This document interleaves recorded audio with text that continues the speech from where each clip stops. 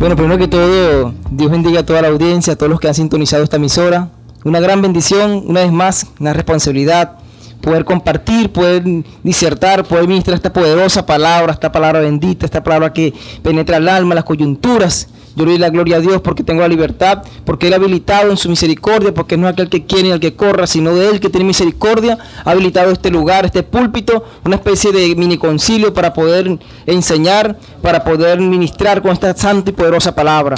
Ahora bien, yo voy a estar iniciando, debo decir, voy a resaltar que estamos entrando en la segunda parte de lo que es el programa o la iniciativa que el Espíritu Santo colocó en el hermano pastor Ramón Zamora de este programa, en la esencia de este programa, y es precisamente hablar de lo que es la apostasía. Es una serie que vamos a iniciar hasta que Dios permita, donde vamos a estar hablando, desarrollando temas sobre lo que es el fuego extraño ayer y hoy, y vamos a estar tocando diferentes tópicos en cuanto a las doctrinas, a las novedades que han estado infiltrándose en la iglesia del Señor recientemente, y vamos a estar viendo que no es más que corrientes antiguas que el enemigo ha traído nuevamente para crear confusión, para arrastrar a multitudes al error.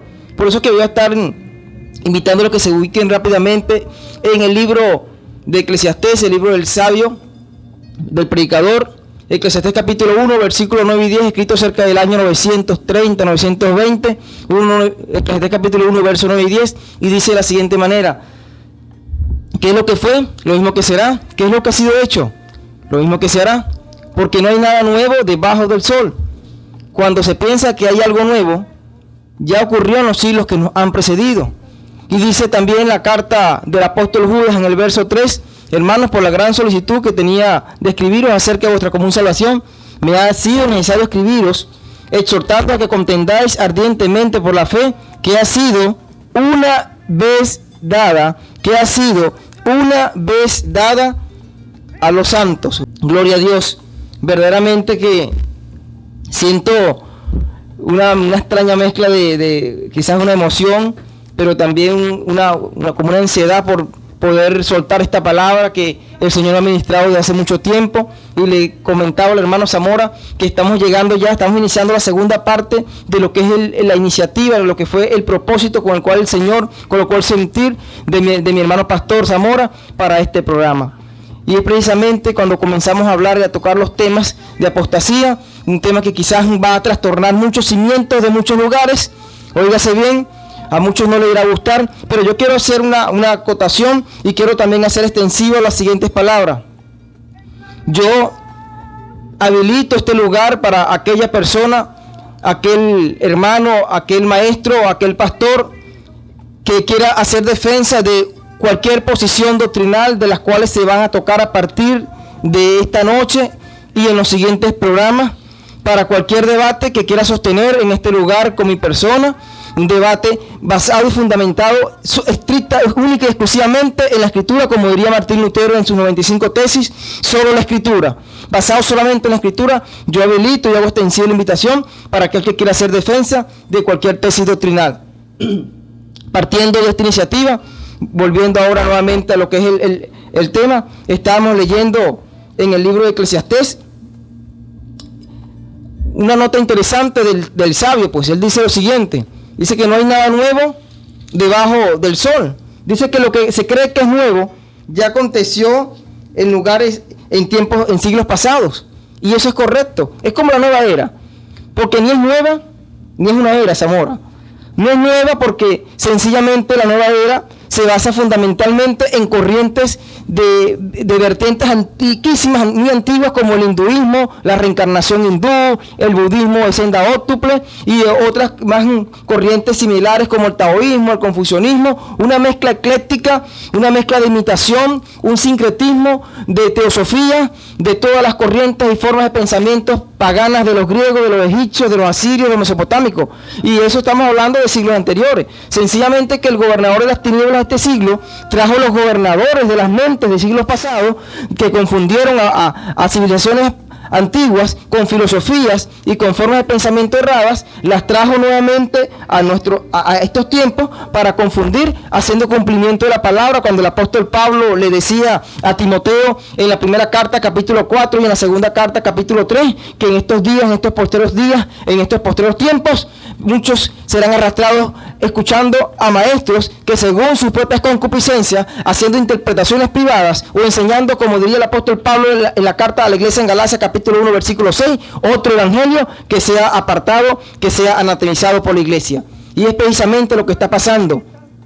Cuando revisamos la evolución histórica de lo que ha sido la apostasía en la iglesia, nos vamos a dar cuenta que todo está escrito. El Señor nos advirtió, el apóstol Pablo nos advirtió de ello también en muchos pasajes. El mismo apóstol Pedro en su segunda carta, capítulo 2, dice que así como hubo en Israel falsos profetas, también habrá entre el pueblo, entre nosotros, falsos maestros, que harán mercadería de la iglesia del Señor, no cumpliendo lo que el mismo apóstol en la primera carta, capítulo 5, versículo 2, les recomendaba a los pastores cuando le decían que apacentaran la grey del Señor, sin enseñorearse de ellas, sin hacer negocios de ellas, precisamente, y eso es lo que está ocurriendo. Pero cuando revisamos la historia, nos vamos a dar cuenta de que fuimos advertidos y se está cumpliendo la palabra de una manera contundente, y sería irresponsable de nuestra parte, de los responsables, de los líderes, de los maestros, de los pastores, no preparar al pueblo, no advertir al pueblo acerca de esta falsa enseñanza. Por eso que yo esta noche, guiado por el Espíritu Santo, voy a estar haciendo un resumen primeramente de lo que ha sido esta evolución, porque son muchísimos temas que tenemos que disertar, que tenemos que hablar. Hoy solamente va a ser un punto de partida para esta serie llamado Fuego Extraño Ayer y Hoy, referente a la apostasía y a las falsas doctrinas que se están infiltrando dentro de la iglesia desde hace unas décadas ya. Vamos a nombrar algunas de ellas y en los sucesivos programas vamos a estar desarrollándolas en detalle. Ahora, bien, el apóstol Judas en su verso 3 decía que tenemos que contender ardientemente por la fe que ha sido una vez, escúchese bien, una vez dada a los santos. Usted lo puede encontrar en esa conjugación verbal, en ese tiempo verbal, lo puede encontrar en el griego, lo va a encontrar en el latín, en el alemán, en el inglés y en su transliteración a las versiones diferentes de la Reina Valera. Dice que la fe fue dada una sola vez a los santos. Yo no sé qué está entendiendo usted en esta palabra. Dice una sola vez, es decir, ya la fe, que puede ser traducido como la doctrina apostólica, la sana doctrina, la ortodoxia, la enseñanza que Cristo le dejó a los apóstoles, a los discípulos, y que fue extensiva en la predicación del reino de los cielos en los primeros siglos, en los primeros años de la iglesia. Un mensaje poderoso, el mensaje de la cruz, el mensaje de salvación que llevaba a multitudes a convertirse al Señor, como lo ocurrió en el Pentecostés cuando se abrió el reino de los cielos con aquel mensaje poderoso, con aquel sermón poderoso basado en las escrituras del apóstol Pedro, donde se convirtieron 3.000, luego se convirtieron 4.000, y así sucesivamente. Un mensaje sumamente confrontante, un mensaje que hacía que las personas de aquella sociedad corrompida grecorromana no solamente fueran atraídos, llegaran al Señor, se recibieran al Señor, sino que no había ni siquiera necesidad de que los apóstoles estuvieran haciendo colectas, haciendo pidiendo, sino que la misma gente, tocada por el mensaje de salvación del evangelio, de todos los estratos sociales, los ricos, los pobres, los libres, los esclavos, eran tocados a tal manera que muchos se desprendían de sus pertenencias, de sus cosas, las vendían. Dice la escritura en Hechos capítulo 2 versículo 44-47 que se la colocaban a los pies a los apóstoles. ¿Y de qué sean los apóstoles? Ellos, por supuesto, que con esto no se enriquecían, no agarraban un porcentaje, sino que inmediatamente ellos tenían todas las cosas en común y repartían conforme a la necesidad de cada uno de ellos, pero repito, teniendo todas las cosas en común. Era tan poderoso el mensaje que era atraía a las personas de todos los niveles sociales. Pero ¿qué ocurrió? ¿Qué ocurrió para que se llegara a esta realidad? Bien, como leímos en el pasaje de Eclesiastés, no hay nada nuevo. Nada hay nuevo. ¿Cómo llegó la iglesia a la situación, a la condición doctrinal que se encuentra hoy, donde ahorita es difícil discernir al hombre natural si se trata de una corriente metafísica del misticismo occidental o un dualismo griego o corriente de la confesión positiva? A veces uno escucha en la radio, en la televisión o lee artículos del Feng Shui, de las diferentes vertientes del budismo, de las leyes de atracción, y es difícil discernir porque son muy similares en cuanto a vocabulario, en cuanto a estilo de vida, en cuanto a forma de vida, en la forma de expresarse. Uno escucha a este señor que aparece en la mañana en la televisión, Alfonso León, arquitecto de sueños. Uno escucha los artículos de la nueva era que están publicados en diferentes partes de la ciudad, en las clínicas, en las panaderías. Uno indaga en las conferencias y el vocabulario es prácticamente el mismo que se está utilizando hoy en la iglesia. ¿Cómo se llegó a eso? ¿Cómo llegó la iglesia a traer dentro de la liturgia todo lo que es del servicio del Señor? ¿Cómo llegó a traer los decretos, las confesiones positivas, la metafísica del lenguaje, el vocabulario metafísico que tiene siglos desde que Aristóteles y su discípulo André Robert comenzaron a escribir estas tesis? ¿Cómo llegaron ellos? ¿Cómo llegó a la iglesia? Bien, la Escritura dice que no hay nada nuevo. No hay nada nuevo debajo del sol. Cuando estudiamos la palabra, el Señor nos advirtió muchas veces, sobre todo en la parábola del trigo y la cizaña, de que dentro de la iglesia del Señor, dentro de su grey, iba a insertarse, iba a entrar la cizaña, en lo que significa que se iba a corromper la doctrina. Y esto comenzó no en los primeros años. Yo quiero decirte que el enemigo, Satanás, nuestro adversario, que el Señor reprenda esta noche, él ha atacado a la iglesia desde el mismo momento que el Señor dio la palabra en Mateo capítulo 16, versículo 18. Dice que las puertas del Hades no prevalecerán sobre esta mi iglesia. Las mismas puertas del infierno han arremetido con violencia, han arremetido con fuerza contra la iglesia del Señor, inclusive utilizando al mismo que confesó, que dio la confesión, que es el fundamento del Evangelio. El Evangelio se basa en el nacimiento, en el ministerio, en la crucifixión, en la resurrección de Jesucristo, como dijo el apóstol Pablo en 1 Corintios capítulo 15, versículo 17, que si Cristo no resucitó, vana es nuestra fe y vana es nuestra predicación. Y precisamente el apóstol Pedro, el que confesó que Cristo era el Hijo del Dios viviente, fue tentado por Satanás, fue usado por Satanás para que no llegara a la cruz. En ese mismo momento Satanás comenzó a atacar el fundamento de su iglesia. El enemigo es astuto, lo conversamos aquí la semana pasada. Es muy sabio. Hay un dicho popular que todos lo conocen, un refrán que dice que más sabe el diablo por viejo que por diablo. Y ciertamente la Biblia lo dice de otra manera, porque él es homicida, padre de mentiras, él es mentiroso desde el principio. Y él ha atacado a la iglesia desde adentro y desde afuera, desde el mismo momento que el Señor soltó la palabra para fundarla sobre la confesión de Pedro, que es precisamente su muerte, su crucifixión, su resurrección y su ascensión. Ese es el fundamento, es de nuestra fe. Si Cristo no resucitó, entonces estamos perdiendo el tiempo.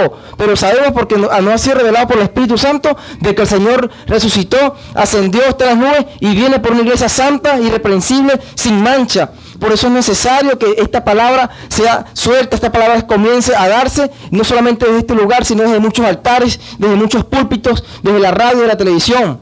Porque el pueblo en un alto grado ha perdido, se ha desviado de lo que es la senda antigua, la sana doctrina, y es alarmante porque el 80% de la iglesia, personalmente, las cuales he indagado, he visitado en la ciudad y fuera de la ciudad, han caído en visiones que para ellos es una novedad, pero resulta que es un engaño del diablo que la está trayendo de siglos atrás, como vamos a ver más adelante.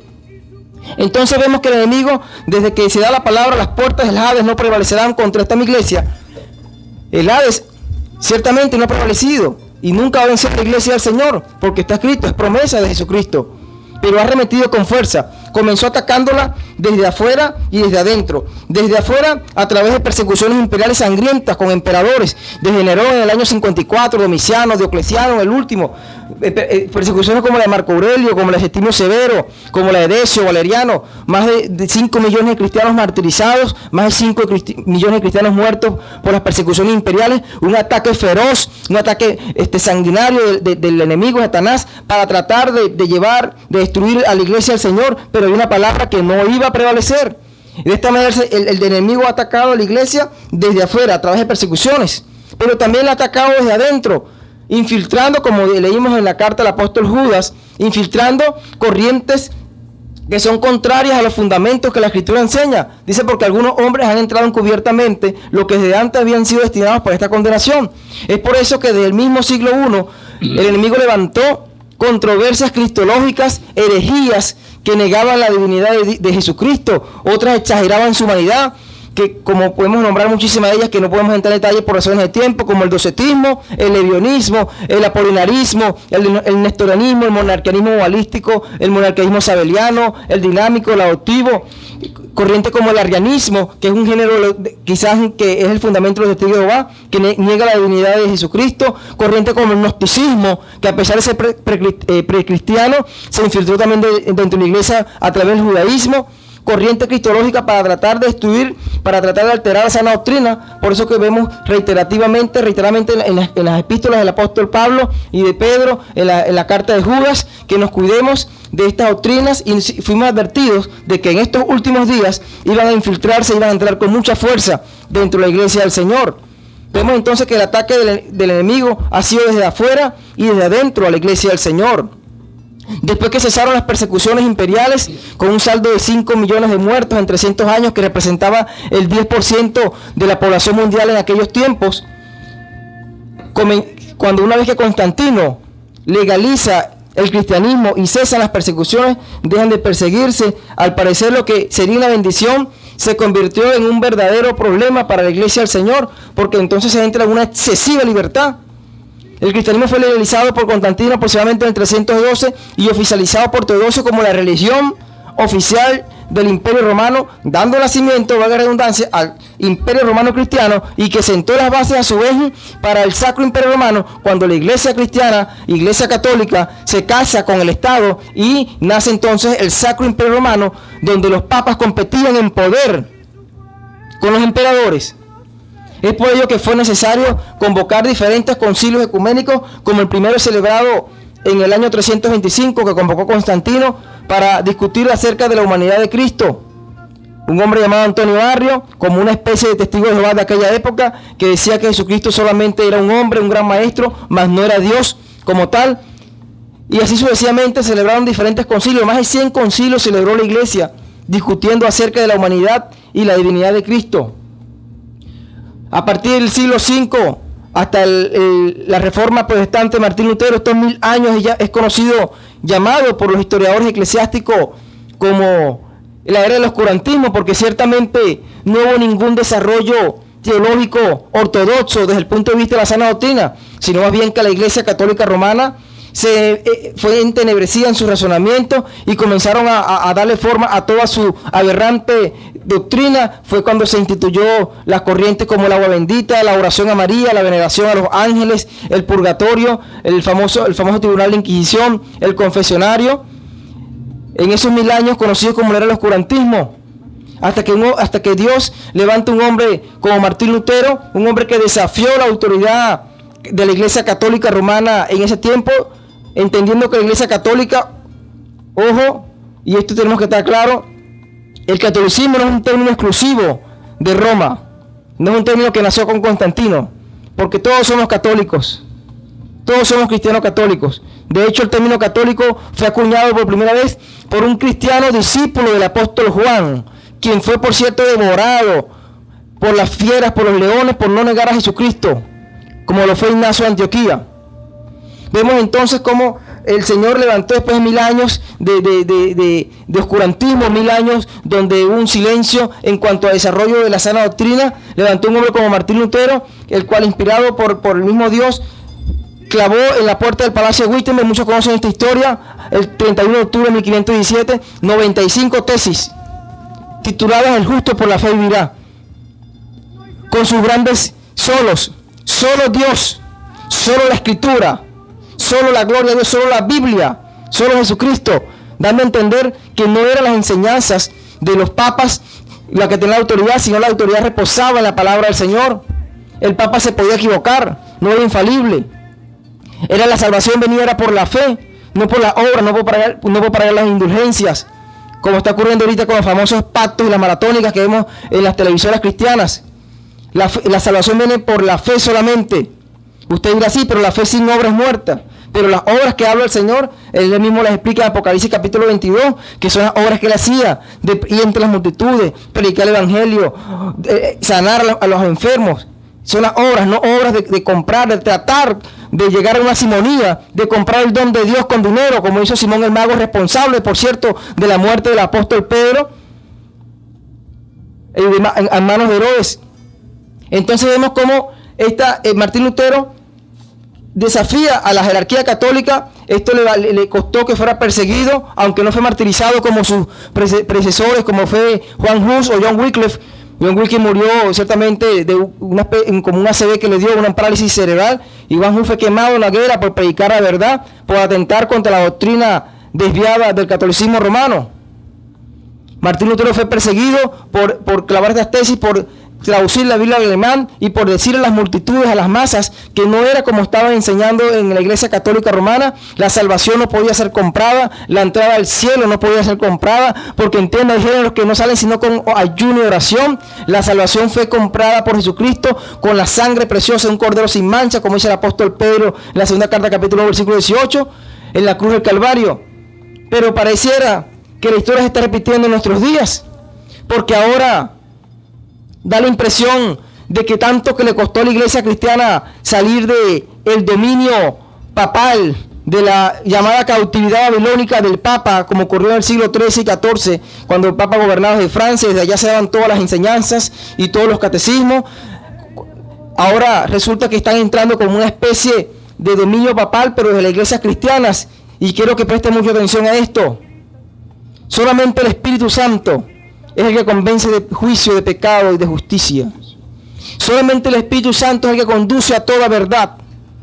Es asombroso como la mayoría de la iglesia, y con la misma tristeza quizás que el apóstol Pablo con lágrimas se lo escribió a la iglesia en Filipo, capítulo 3, versículo 18, la carta a los filipenses, cuando dicen, porque por ahí andan muchos, y aún con lágrimas se lo digo ahora, llorando, que son enemigos de la cruz de Cristo. Se han hecho enemigos de la cruz de Cristo. Dice que el Dios de ellos es su vientre, su gloria es su vergüenza. Piensan solamente en lo terrenal. Y es uno de los temas que vamos a desarrollar próximamente, lo que es la conocida teología del reino, que como dice el apóstol Pablo es enemigo del mensaje de la cruz. Entienda y oiga bien lo que estoy diciendo. La famosa teología del reino ahora es enemigo frontal del mensaje de la cruz. Y lo vamos a ver más adelante. Entonces, ¿qué está ocurriendo con la iglesia hoy en día? Lo mismo que ocurrió con el catolicismo romano a partir del siglo III. El mensaje del evangelio era confrontante, era frontal, llamaba pecado el pecado, era un mensaje que redarguía a las multitudes, a las masas. Era un mensaje tan poderoso que muchos eran perseguidos, pero también eran atraídos con fuerza por este mensaje a tal punto de dar su vida por el Señor, por no negar a Cristo. Pero resulta que cuando el cristianismo es legalizado por Constantino, ya el mensaje no era tan atractivo como los primeros años, como aquel que enseñó nuestro Señor, como aquel que enseñó, el que enseñó toda la escuela apostólica, todos los apóstoles, aquel que costó mucha sangre. Ya no era tan atractivo el mensaje del evangelio, y entonces la iglesia católica romana en ese tiempo veía con preocupación que las masas no iban a las iglesias, ellos no podían atraer a las masas a las iglesias con el mensaje de la cruz, el mensaje apostólico, y es por eso entonces que comenzaron a adoptar estrategias. Y es que como alguien comentó, escuché hace muchos años, cuando falla la unción, cuando falta la unción, entonces vienen las estrategias. Aquella unción que le sobraba, que rebosaba la copa a la iglesia apostólica, como lo dije anteriormente, a tal punto que la gente era atraída por ese mensaje de salvación poderoso, y los templos se llenaban con el mensaje de salvación, y la gente se desprendía de lo suyo porque entendía verdaderamente el mensaje de la cruz. Ya no era tan atractivo a partir del siglo III. ¿Y qué hizo la iglesia católica romana? Comenzó a traer entonces todas las costumbres, todos los rituales de los templos paganos, los llevó dentro del catolicismo con el fin, con el objetivo de atraer a las masas, porque el mensaje de la cruz, repito, no era atractivo. El mensaje de salvación del evangelio ya no llamaba la atención en ese momento a las masas, como lo hizo en los primeros siglos de la iglesia. Entonces el catolicismo romano optó por comenzar a traer y cambiar el nombre a los dioses de los panteones del Olimpo, del panteón hindú, del panteón egipcio, del panteón griego, del panteón romano, el mesopotámico. Y hay muchos ejemplos de eso. Comenzaron entonces a traer las imágenes. Y quiero que presten mucha atención porque está ocurriendo lo mismo en la iglesia evangélica. Necesito que lleve la secuencia para que entiendas cómo ha sido el desarrollo de toda esta situación que nos ha llevado a semejante aberración y desviación doctrinal que están viviendo el 80% de las iglesias en Ciudad Bolívar, en Venezuela y en otras partes más allá de nuestras fronteras. Cuando el mensaje de salvación no era atractivo, el catolicismo optó por traer, y así entonces como ellos vieron que los griegos o los egipcios adoraban, los babilónicos adoraban a Semiramis y a Nimrod, el creador de la Navidad, que pasó a Fenicia como Astarte y Tamuz, pasó a Grecia como Eros y Cupido, pasó a Roma como Afrodita y Venus. Lo llevaron al catolicismo y pusieron una imagen que esa mujer con ese niño en los brazos, que era Semiramis y Nimrod o Tamuz o Astarte, dijeron que esa era María y el niño. Y eso por supuesto que le encantó y le gustó a los griegos, que movían la economía, porque la preocupación del catolicismo romano, que es la misma de muchas iglesias hoy, no era salvar las almas, era porque la cultura griega, las culturas chinas, las culturas babilónicas movían la economía en esos tiempos, de las cerámicas, de la industria de la manufactura. Y entonces ellos necesitaban atraer a toda esa civilización, a todas esas corrientes, para ellos poder financiar la construcción de grandes templos, de grandes catedrales, para ellos hacer su propio imperio, que hoy en día se llama Vaticano, el actual Estado del Vaticano. Entonces comenzaron a traer a la madre del niño, a Isis, a Nimrod, y le colocaron María y Jesús. Vieron a la poderosa manos de Shiva, de la Trinidad hinduista, y la trajeron al templo católico y dijeron: esta es la poderosa mano de Dios que habla el apóstol Pedro.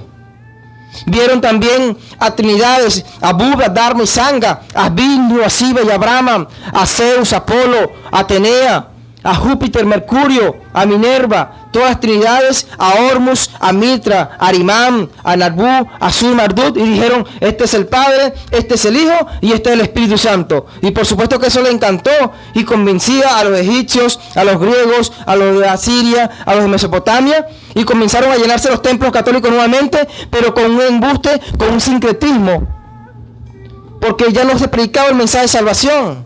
Ya comenzaron a ver en la iglesia como un negocio redondo.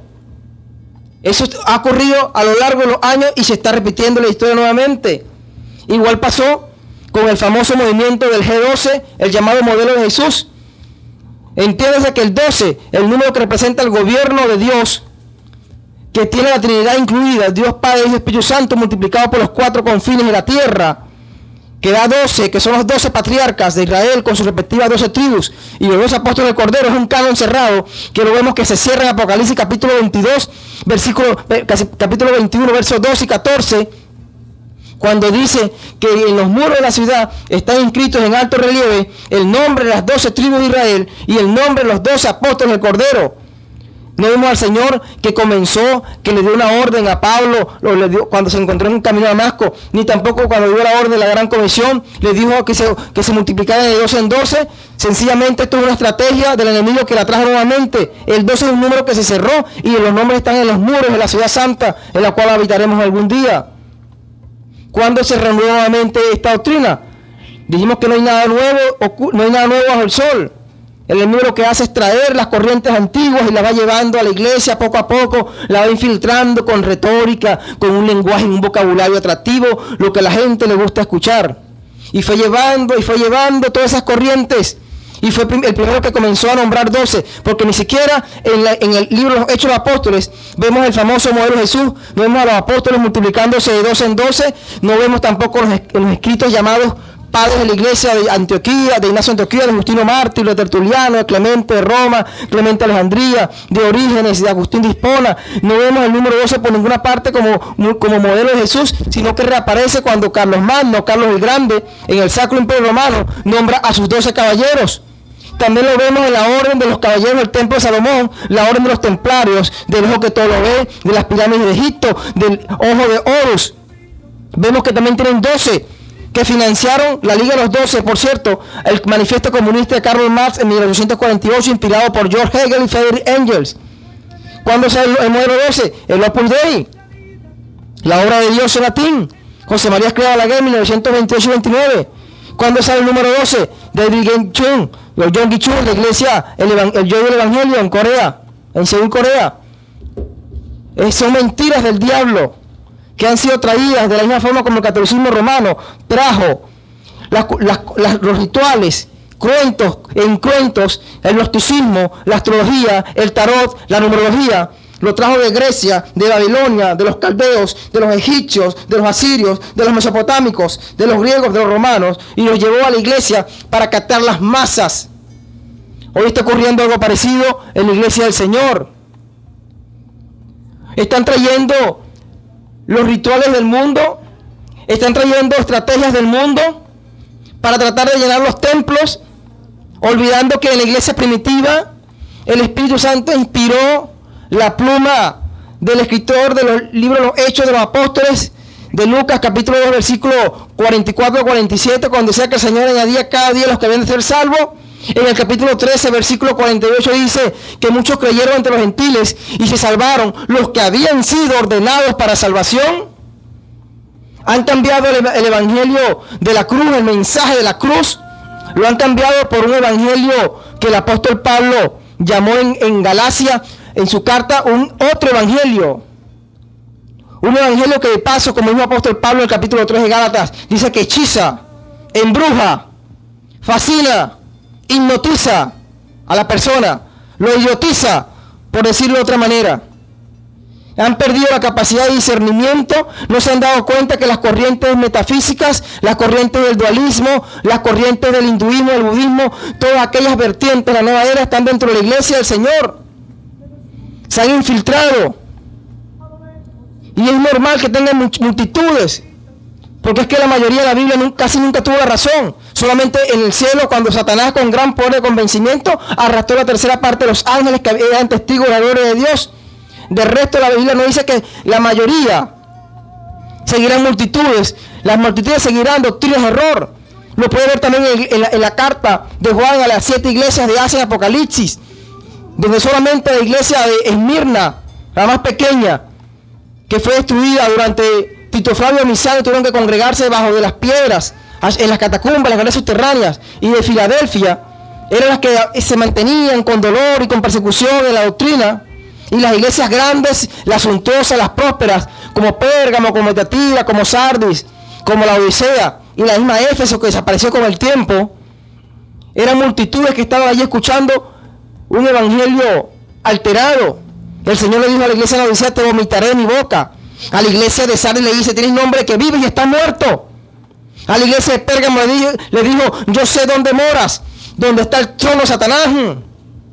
A la iglesia de Tiatira le dice que iba a matar a los hijos de aquellos que seguían la doctrina jezabélica.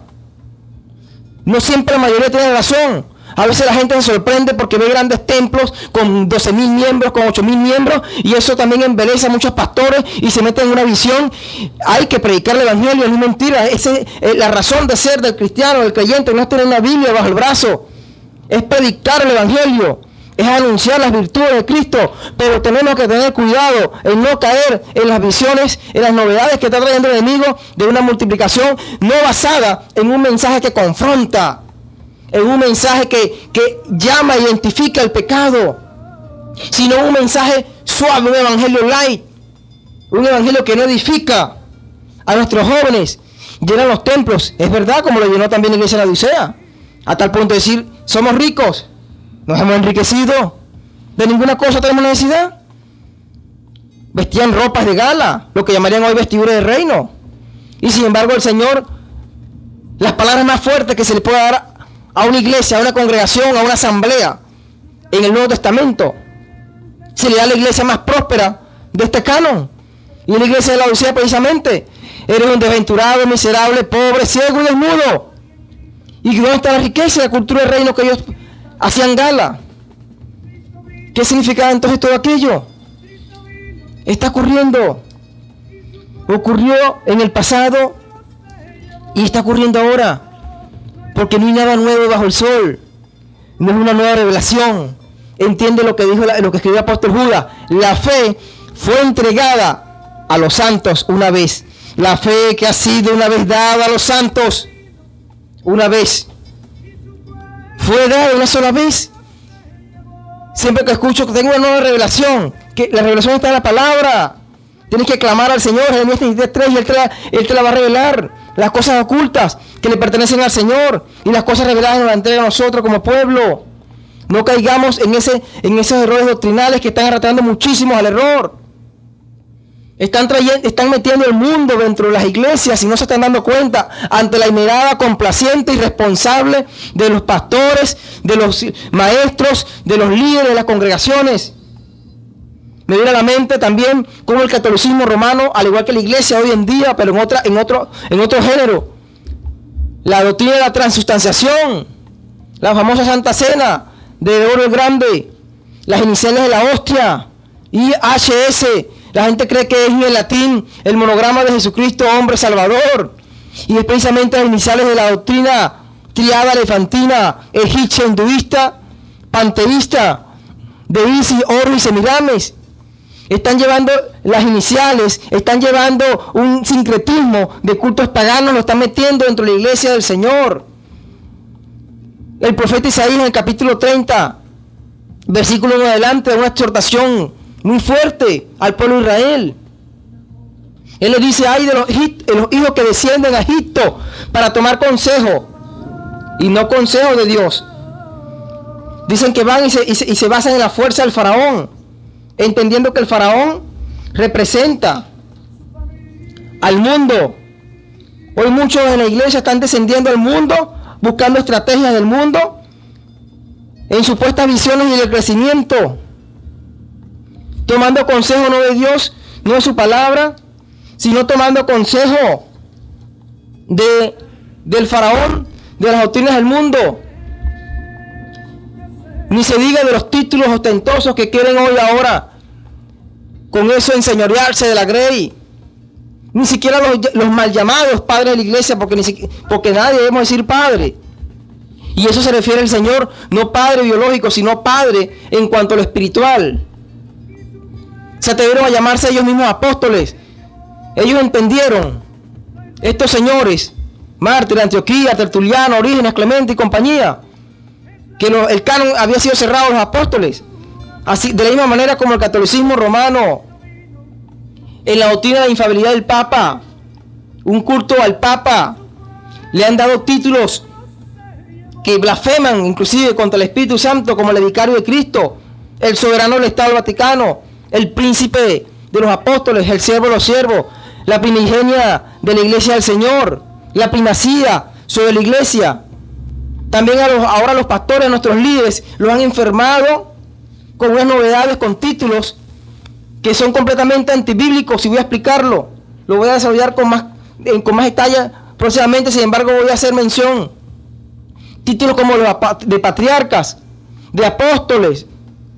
Usted dirá: no, pero es que es el mismo constituido unos apóstoles, profetas, evangelistas, pastores y maestros. Pero los apóstoles, déjame decirte que la característica de los apóstoles no son aquellas de las que alardean tanto estos señores. ¿Sabes que la palabra apóstol, cuando fue traducida del griego toiné, ptolomeico, ático, jónico y dórico, el cual se escribió el Nuevo Testamento, cuando fue traducida por Jerónimo de Alejandría en el siglo III, aproximadamente en el año 350, por orden del Papa Dámaso, fue traducida como misionero, la palabra apóstol? ¿Entienden dónde están los verdaderos apóstoles ahora? Los apóstoles de estos tiempos no son aquellos que hacen negocio con las iglesias, no son aquellos que construyen templos de 180 millones de dólares, templos de 90 millones de dólares, templos de 40 millones de dólares como el que está en la ciudad de Valencia, ostentosos. Los verdaderos apóstoles están allá a la ventana 1040, 2040, están siendo quemados en Nigeria, están siendo perseguidos en Puerta Cerrada de China, Corea del Norte, están siendo decapitados a manos del ISIS, están siendo perseguidos con toda clase de maldad en los países del oriente del islamismo. Yo le diría a estos apóstoles modernos que hagan su pasantía y su tesis de grado, 1 año en un país islámico. El mismo apóstol Pablo, que se encontró con el Señor camino a Damasco, Hechos capítulo 9, versículo 6, un hombre que fundó más de 50 iglesias, salvo en Atenas, pero que con el tiempo se fundó una iglesia también allí en Grecia. El hombre que se encontró con el Señor, perseguidor de la iglesia, llegó a decir: no merezco ser llamado apóstol, porque a mí se me apareció a mí como de último, como si fuera un abortivo, como si fuera un aborto. Y dijo: no merezco ser llamado apóstol. Un hombre que dijo en Filipenses capítulo 3, versículo 7, cuando da su currículum, un linaje real de la tribu de Benjamín, circuncidado al 8º día, hebreo de los hebreos en cuanto a la ley, fariseo, irreprensible en cuanto a la ley, perseguidor de la iglesia en cuanto a la justicia, que dejó todo por la excelencia del conocimiento de Cristo Jesús, mi Señor. Dijo inclusive que tengo todo por estiércol, por basura. ¿Serán capaces todos estos hombres de dar todas estas cosas por amor de Cristo? Así como Moisés tenía todas las cualidades y virtudes para ser sucesor de Neferjeperún, Setepenra, Meyamón, Ramsés II, del faraón de Egipto en los tiempos de Moisés. También Saulo de Tarso tenía todas las proyecciones para llegar al Senado romano. Filósofo estoico, rabino judío, con gran influencia en las autoridades romanas, y sin embargo abandonó todas esas influencias y se entregó a Cristo. Vemos en 2 Corintios capítulo 11 cuando dice que fue perseguido entre falsos hermanos, naufragó 2 veces, fue apedreado, azotado con varas, estuvo en peligro de ladrones en el desierto de alta mar, y sin embargo el apóstol dice, no merezco ser llamado apóstol. Ahorita se enferman con estos títulos ostentosos, enferman a los pastores, lo están llevando al error, y a su vez están arrastrando muchísimos más congregaciones enteras al error. El apóstol Pablo decía al joven Timoteo, 21 años, cuídate de ti mismo. 1 Timoteo capítulo 4, versículo 16, y de la doctrina, porque haciendo esto te salvarás a ti mismo y a los que te oyeren. ¿Qué está ocurriendo entonces? ¿Qué está pasando con la irreprensible, la sin mancha, la que el Señor viene a buscar? Pero hay un remanente. El Señor tiene un remanente guardado para estos últimos días, para estos últimos tiempos, muchos de los cuales el hombre ha cerrado puertas. El hombre ha hecho una especie de persecución. Recuerda que en la Biblia, en el Nuevo Testamento, la mayoría no tenía la razón. ¿Sabes cuántas personas existían en la sociedad grecorromana? ¿Y cuántos fueron testigos presenciales del Cristo? ¿Cuántos perseveraron unánimes en el aposento alto? De millones que habitaban de aquella población, de aquella sociedad. Ciertamente muchos se molestarán y me tildarán de legalista, me tildarán de que estoy juzgando, me tildarán de tantas cosas como ya estoy acostumbrado, pero la palabra es la que exhibe a la falsa doctrina. La palabra del Señor es la que nos lleva a discernir, porque juzgar las Escrituras es discernir, comparar, examinar. Y la Biblia dice que el hombre espiritual juzga todas las cosas y no es juzgado de nadie. Tenemos que tener mucho cuidado, iglesia del Señor. Tenemos que estar apercibidos. Tenemos que ser más responsables los líderes, los maestros, los pastores, de todas aquellas novedades que están entrando entre la iglesia. De la misma manera como el apóstol Pablo exhibió en sus cartas a falsos maestros reconocidos, como la primera carta de Timoteo capítulo 1 versículo 19 y 20, cuando habló de Alejandro e Himeneo, que negaban la resurrección del Señor, como muchos hoy niegan el arrebatamiento. Muchos hoy hablan de que el reino ya se está cumpliendo. Exhibió en la segunda carta, en el verso 4:14, a Fileto también, o a Diótrefes, el apóstol Juan en la tercera carta, capítulo 3, verso 9. La Biblia también exhibe a los falsos maestros. Yo creo que aquel que me está escuchando esta noche, aquel que siente que Dios lo está hablando, toda la revelación está en la Biblia. Escudriñen las palabras, ahí está la vida eterna. No se dejen engañar con todas esas porquerías metafísicas de que en tu boca hay un milagro. El único milagro que hay en la boca del ser humano está en Romanos capítulo 10, versículo 8 y 9, cuando dice que si confesares con tu boca, porque con el corazón se cree para justicia y con la boca se confiesa para salvación. Ese es el milagro más grande que hay en la boca del ser humano, porque el Dabar Barat Elohim Shabayim en hebreo, que es el poder de la creación, solamente pertenece a Elohim, el que dijo hágase la luz y fue hecha la luz. ¿Sabes cómo se llamó el primer libro de metafísica cristiana de la precursora más conocida de esta corriente? Piensa lo bueno y se te dará. Connie Méndez en 1961. Se parece mucho mensaje, como escuché estos días en YouTube, un mensaje el apóstol Javier Bertucci en Valencia, Maranata. Dice que yo tengo lo que confieso. 80% de sus. Duré madrugadas enteras indagando el mensaje de Bertucci, de Luna, de Maldonado, de Gin, de Sanabria. Y el 80% es pura metafísica. Podemos pasar toda la noche en vigilia, disertando y comparando con las escrituras, a la luz de la palabra.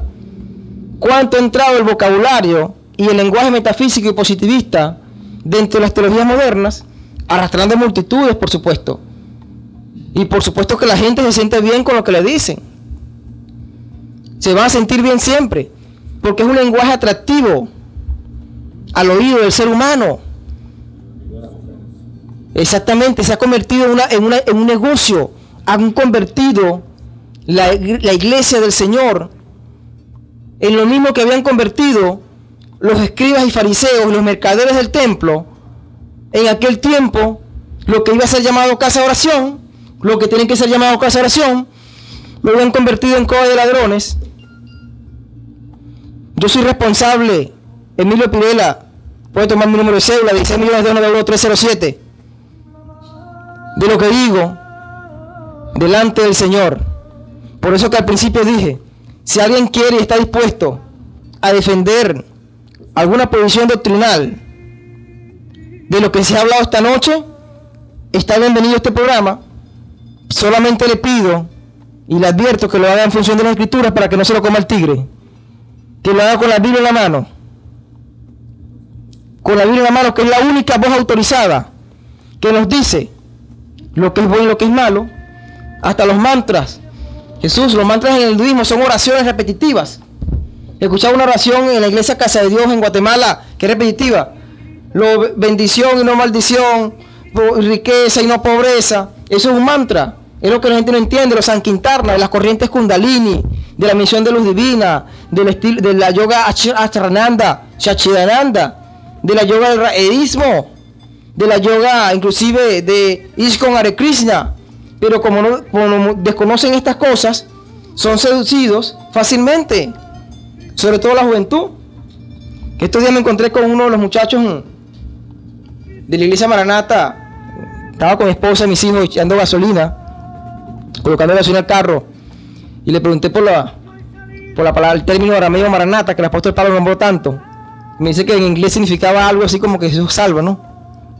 Porque, qué cosa, ¿no? Qué curioso. Pero llamándose Maranata, lo que menos anuncian es la venida del Cristo, porque es lo que significa. Cristo viene, y negar el arrebatamiento de la iglesia es hacerse enemigo de la cruz de Cristo.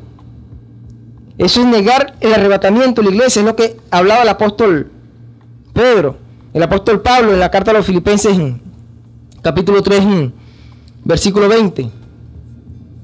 Entonces así, esto ha sido un resumen de cómo ha sido la evolución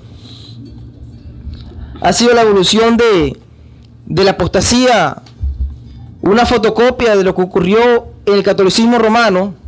Lo estamos viendo reflejado en nuestros días. Ciertamente es mucho material que vamos a hablar porque es una serie que estamos iniciando. Tenemos que hablar de los famosos decretos, de las declaraciones, muchísimas cosas que tenemos que tocar.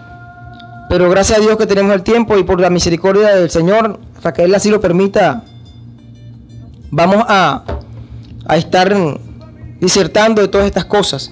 Dios les bendiga, Dios les guarde y que la paz del Señor repose en cada uno de ustedes.